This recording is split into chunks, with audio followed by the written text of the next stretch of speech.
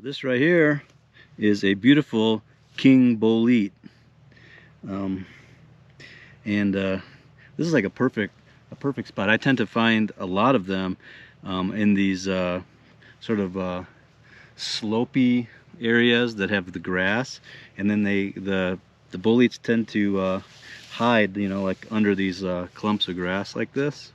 And this is a specific hill here that I've come back to year after year, and I found hundreds of them here over the years.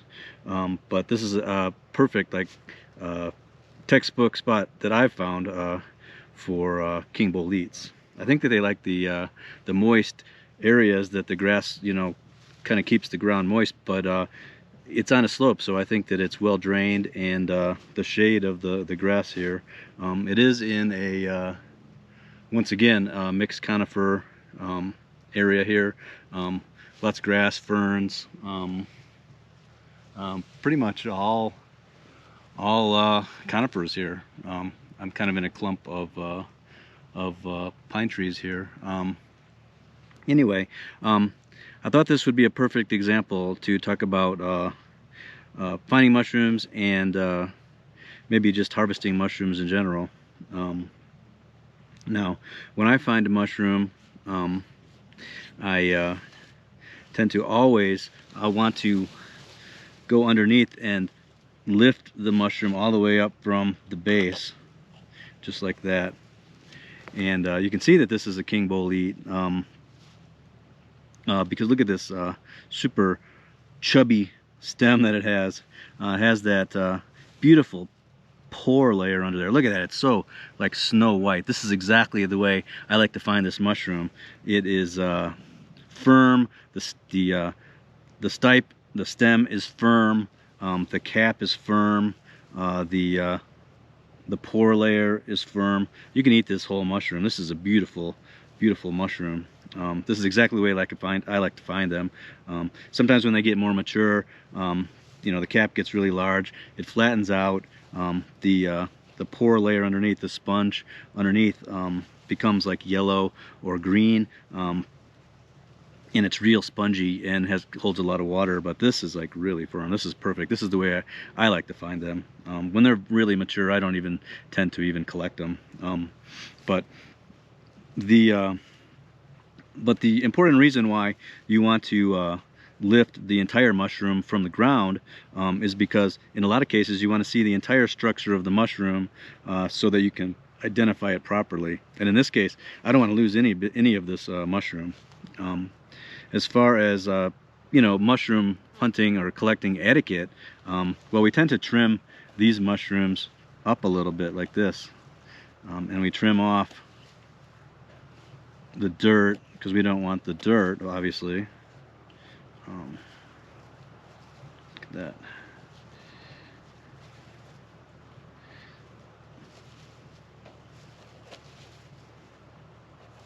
Just like that. So we tend to trim them up like this when we take them home, so we don't get dirt all over them.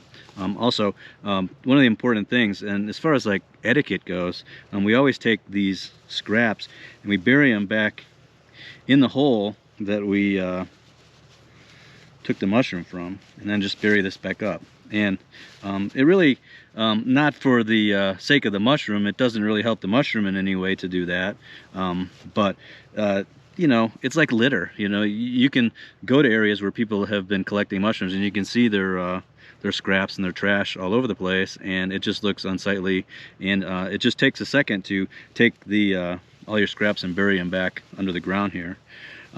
Also, some people are afraid to lift the entire mushroom out because they think it hurts the mushroom. Well, it doesn't hurt it at all. This is actually the fruiting body of the mushroom. The main part of the mushroom, the mycelium, is this massive structure that's underneath the ground here. This is like, you know, like an apple on a tree. You know, you pull the apple off the tree, it doesn't affect the rest of the tree. And you know, by cutting it off, you're not doing anything except for wasting some of this great mushroom. Also,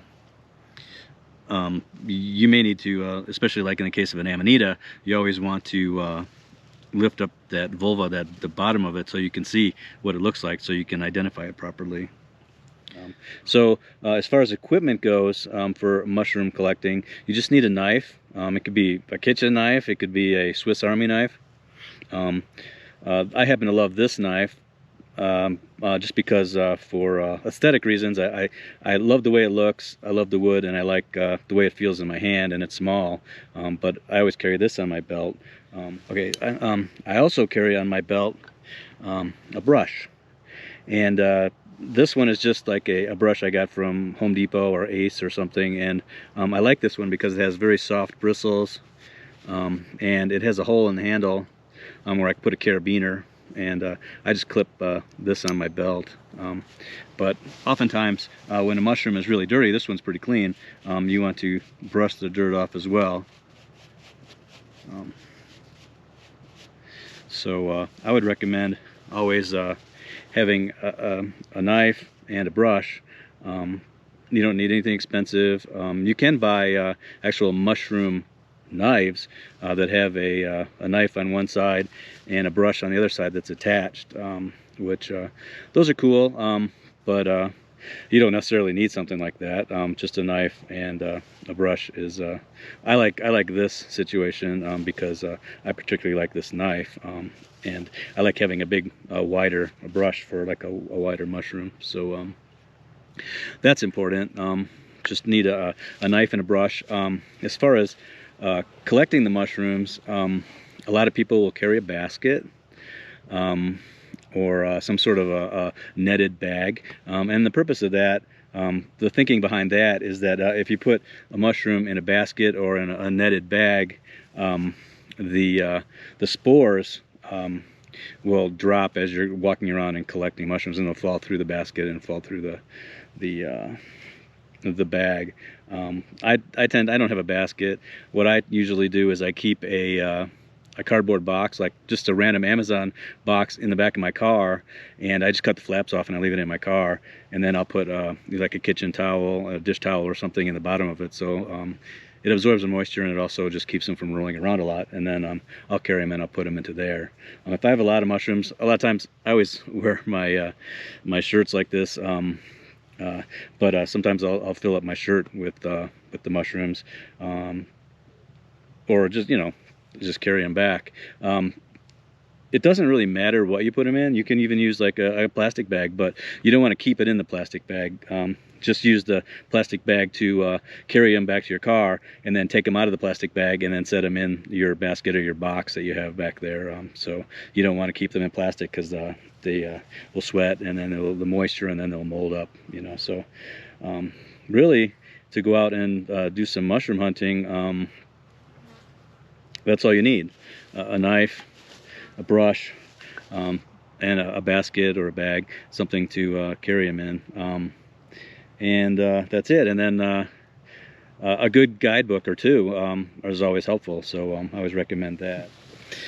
And then other than that, the only thing really is to just get out there and start looking. Do your research, figure out you know,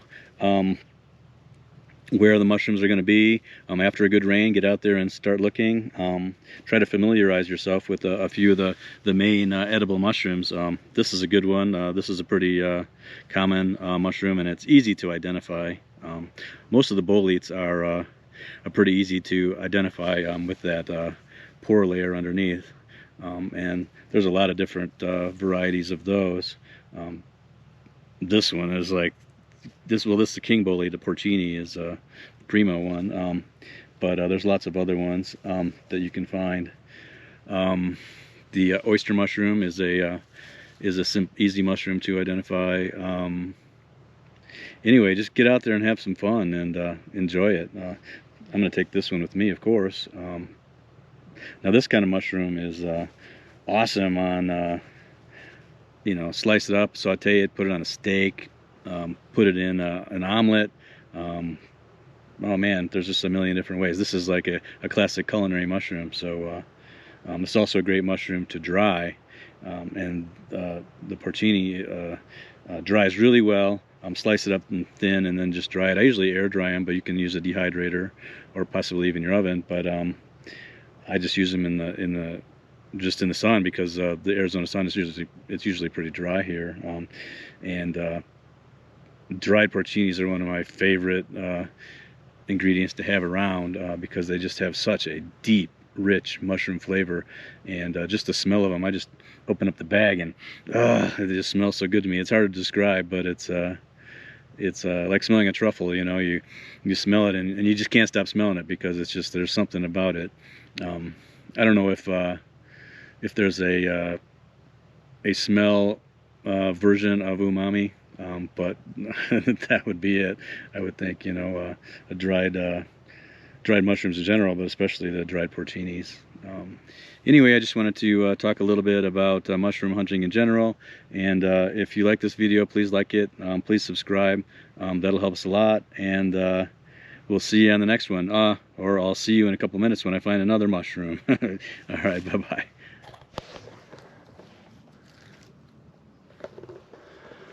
So there's a pretty Amanita muscaria. Kind of a cool fact is that oftentimes, if you see Amanita muscarias, they tend to be sort of an indicator species mushroom that there possibly are king boletes nearby. So whenever I see a group of Amanita muscarias, I always look around to see if I can see any king boletes, and I just happened to see one right here. It's right behind me. Right here. Look at that. Look at that. You know, which is really cool because the Amanitas are really easy to spot with their bright red or orange color, and if you look around, often they'll be together. So once again, I'm going to use my my knife, and I'm going to lift it up from the bottom all the way so I can get the whole mushroom out. And look at that. Another pretty mushroom. So you get my brush. So I always have my brush on my belt.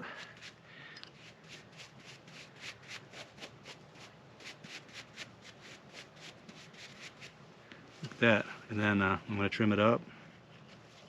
Oh, look at that. Nice, beautiful flesh. There's no bugs at all on this one, which is really beautiful. Once again, it has that the nice fat wide stipe stem. It has this pore surface underneath, very firm. This is a young one, like I said, just the way I like to find them. And then once again, I'm going to bury all of my trimmings back in the hole where I harvested the mushroom, and there you go. There's another beautiful porcini. And thanks to the Amanita muscaria, I was able to find it.